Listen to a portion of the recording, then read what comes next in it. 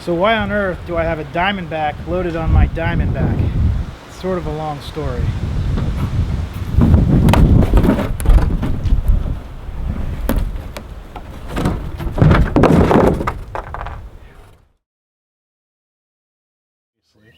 And I was a little concerned that this diamond plate look would give my truck a little bit more of an aggressive appearance than I really preferred. But honestly, being it's all black, it's pretty muted. It doesn't bother me. The diamond plate still doesn't bother me. But this is rad.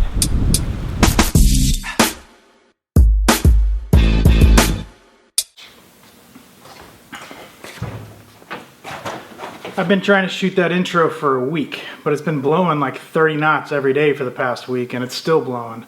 And I'm anxious to get this thing on my truck, so I give up. But first, I want to show you some details. This is the new Diamondback Smooth Finish. As far as I know, these panels are identical in every way to the traditional Diamondback. This just lacks the Diamondback tread, which I love. I think this is much cleaner, much simpler looking. I mean, this is what I asked for 3 years ago, and now I have it, and I'm super excited about it. But it's coated with like a Line-X bed liner material, I believe. Very durable. Mine that's been on the truck for 3 years still looks brand new. And all this hardware is powder coated. Mine still, again, looks great. And this is awesome, but let me flip this thing over and I'll show you what makes these really special. So this is one of two panels that come with the Diamondback HD. There's a cab side and a tailgate side. This one happens to be the cab side. And it's all aluminum construction, as you can see, except for the lock, which is steel. And it features these 3 pieces of aluminum channel that stretch across the bed. And this is what makes the magic, basically. These things support up to 1,600 pounds, and that is crazy functional. I'm to the point now where I use the top of my bed as much or more than I use the inside of my bed, just because of all the weight I can put up there and it's easy to access. But this thing, excuse my French, is made like a brick shit house. Let me show you some examples. Check out that weld. Check out that weld. Check out that weld. I mean, look how nice that hardware is. Here's the thing though, like the fabrication work on these things is really damn nice.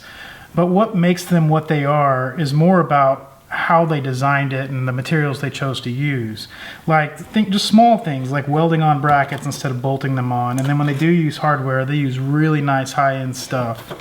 This is a tonneau cover that is made for something like a Ford F-350 and not a Honda Ridgeline. Does that make sense? So it's like 3 o'clock in the morning and I'm editing this video and I just realized I sound like a shrill for Diamondback. I'm not being paid to make this video, and I wasn't paid to make my last video either, which oddly enough is my most viewed video on YouTube. Is about a tonneau cover. All the work I've done in that shop, tonneau cover. In any case, because of the success of that video, they did send me this one for free. But what I'm saying is how I feel. I actually love this thing, and it's American made, that kind of thing. Like, I've got some pride in it, but yeah, this thing kicks ass. I'm not trying to sell you anything at all, I swear. First things first, I gotta get this old one off.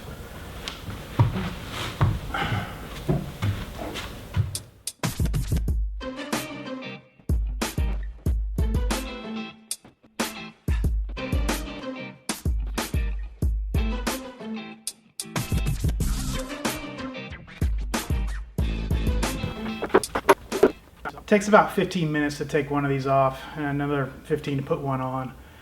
If you're interested in the specifics of installing one of these, you can check out my old video. The installation process is the same.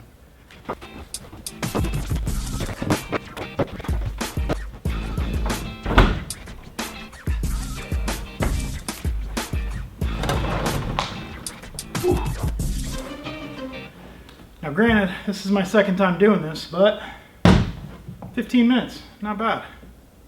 Looks fantastic, but I'll take it outside so we can see it a little better. Well, here it is, it's done. It looks fantastic. It's much cleaner and a lot more subtle than the old one.